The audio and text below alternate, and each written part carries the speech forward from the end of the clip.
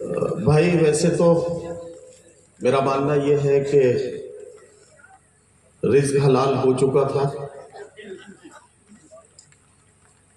لیکن آپ اچھا سنتے ہیں، اس میں کوئی شک نہیں ہے۔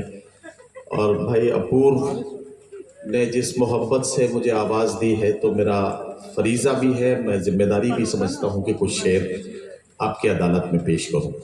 میں آپ کی سماعتوں پر بار بالکل نہیں بنوں گا، مجھے جب لگے گا کہ اب آپ بور ہو رہے ہیں میں اسی وقت اپنا کلام وہیں روک دوں گا۔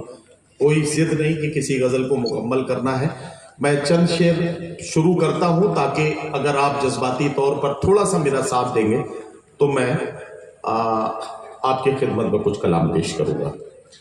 مدھوبن میں پہلی بار آیا ہوں میں، تو ظاہر ہے کہ یہاں جو کچھ بھی پڑھوں گا آپ کے لیے نیا ہوگا، لیکن یہ جو چینلز ہیں ان کے لیے بھی مجھے کچھ نیا کلام پڑھنا ہے، تو میں کہیں سے شروع کر دیتا ہوں، اس کے بعد دھیرے دھیرے آپ تک پہنچوں گا۔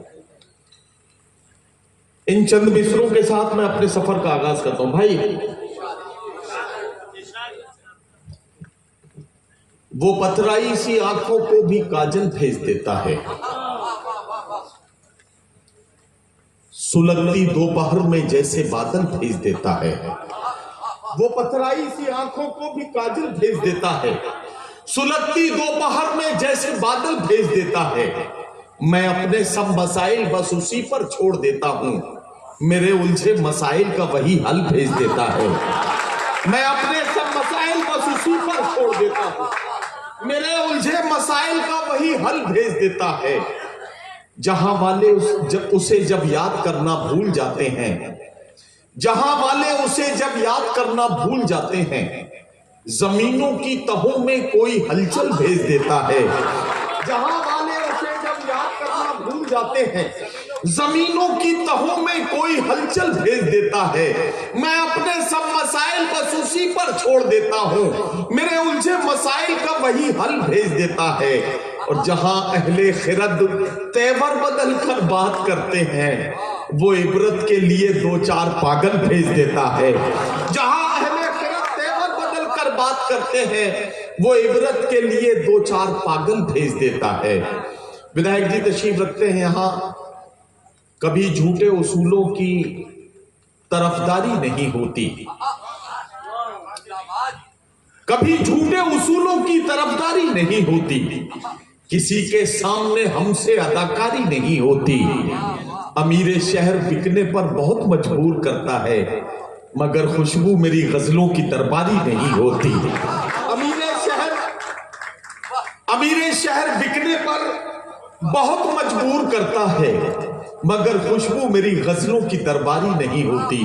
اپورو یہ شعر سننا کہ سیاست نے دلوں میں نفرتوں کا زہر بویا ہے، سیاست نے دلوں میں نفرتوں کا زہر بویا ہے، وگرنہ گاؤں میں نفرت کی بیماری نہیں ہوتی۔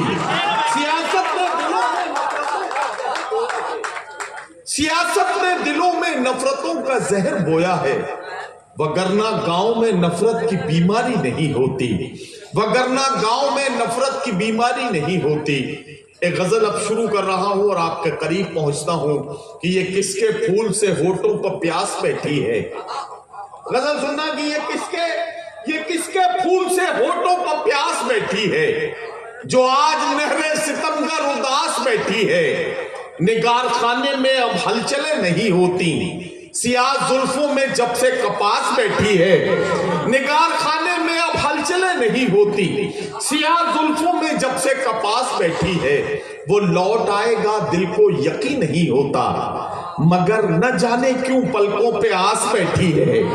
وہ لوٹ آئے گا دل کو یقین نہیں ہوتا، مگر نہ جانے کیوں پلکوں پہ آس بیٹھی ہے، مگر نہ جانے کیوں پلکوں پہ آس بیٹھی ہے۔ ہم ہی ہے میر کے وارث یہ کون مانے گا، ہم ہی ہے میر کے وارث یہ کون مانے گا۔ ہمارے گھر میں غزل بے لباس بیٹھی ہے، ہم ہی ہے میر کے وارث یہ کون مانے گا، ہم ہی ہے میر کے وارث یہ کون مانے گا۔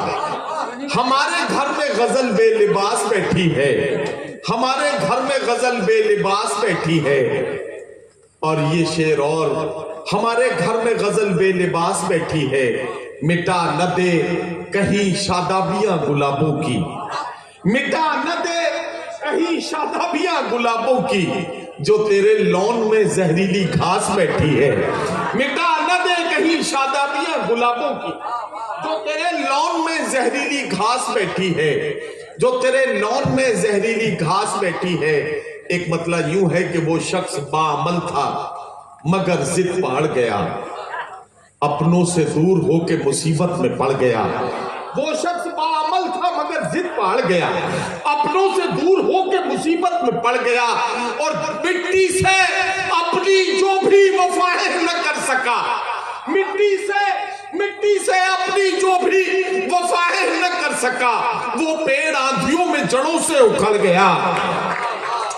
مٹی سے اپنی جو بھی وفائیں نہ کر سکا، وہ پیڑ آندھیوں میں جڑوں سے اکھڑ گیا، وہ پیڑ آندھیوں میں جڑوں سے اکھڑ گیا۔ اس نے بھی سب کے ساتھ میری کی مخالفت، جس کے لیے میں سارے زمانے سے لڑ گیا۔ اس نے بھی سب کے ساتھ میری کی مخالفت، اس نے بھی سب کے ساتھ میری کی مخالفت، جس کے لیے میں سارے زمانے سے لڑ گیا۔ اور جس دن میرے عروج کی اس نے خبر سنی، اس دن سے اس کا ذہنی توازن بگڑ گیا۔ جس دن میرے عروج کی اس نے خبر سنی، اس دن سے اس کا ذہنی توازن بگڑ گیا۔ حرف آخر کے طور پر تحت میں غزل کا ایک مطلب 2 شعر، اور اس کے بعد کوشش کروں گا کہ ترنم میں غزل پڑھ سکوں۔ کئی سارے اوکے اتنی اچھا، پہلے وہ غزل کے 3 شعر سن لو کہ آدمیت کا نگہبان بنانے کے لیے کوئی درویش ہو سلطان بنانے کے لیے، آدمیت کا نگہبان بنانے کے لیے کوئی درویش ہو سلطان بنانے کے لیے، کوئی درویش ہو سلطان بنانے کے لیے، تیری تصویریں لگا رکھی ہیں دیواروں پر، تیری تصویریں لگا رکھی ہیں دیواروں پر، میں نے کمرے کو پرستان بنانے کے لیے، تیری تصویریں لگا رکھی ہیں دیواروں پر، میں نے کمرے کو پرستان بنانے کے لیے، میں نے کمرے کو پرستان بنانے کے لیے، میری قسمت کی یہ دنیا مجھے پہچانتی ہے، میری قسمت کی یہ دنیا مجھے پہچانتی ہے، لوگ مر جاتے ہیں پہچان بنانے کے لیے، میری قسمت کی یہ دنیا مجھے پہچانتی ہے، لوگ مر جاتے ہیں پہچان بنانے کے لیے، تیرے بخشے ہوئے زخموں پہ نمک ڈال دیا اپنی تنہائی کو لوبان بنانے کے لیے، اپنی تنہائی کو لوبان بنانے کے لیے۔ میرے جتنے بھی یہ چھوٹے بھائی شاعر ساتھی بیٹھے ہیں، انہوں نے ایک مطلع کے لیے حکم دیا ہے، یہاں جتنے بھی لوگ ہیں بالکل